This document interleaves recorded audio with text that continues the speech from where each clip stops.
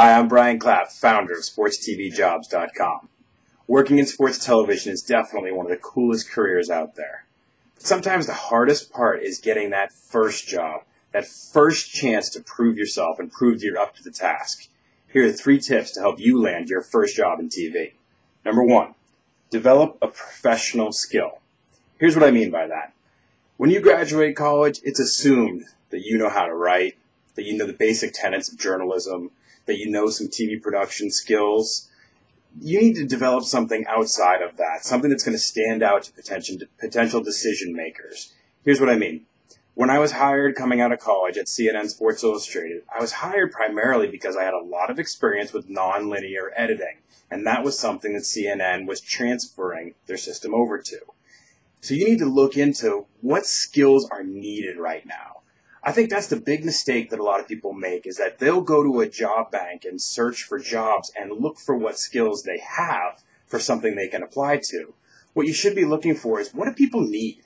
Are they looking for Final Cut Pro editors? Are they looking for people with Grass Valley switcher experience? If they are, if you see a lot of jobs with those skills needed, go take some extra classwork, go take a specialized class. Then you've got something that will differentiate you from everybody else they're looking at in that big stack of resumes that they see. Number 2, think big. The big misconception is that when you start out in television, you have to start at a small network and work your way up. While that's true if you want to be on air, it's not true if you're going to work in production. You get great experience at somewhere like ESPN, NFL Network, Comcast Sportsnet. And a lot of those places have greater amount of opportunity because they have entry-level programs where they try to bring in a lot of new people. Those jobs are tough. They don't always pay great, but it's a great proving ground to prove yourself. Also, think about how your resume will build if you go to a big network.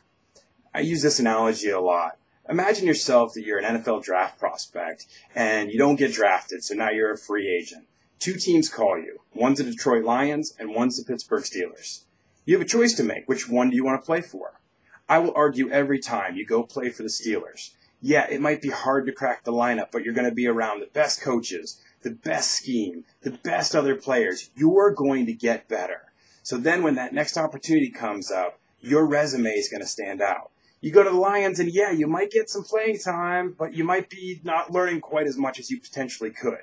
That's the analogy for a big regional network versus, a smaller local station.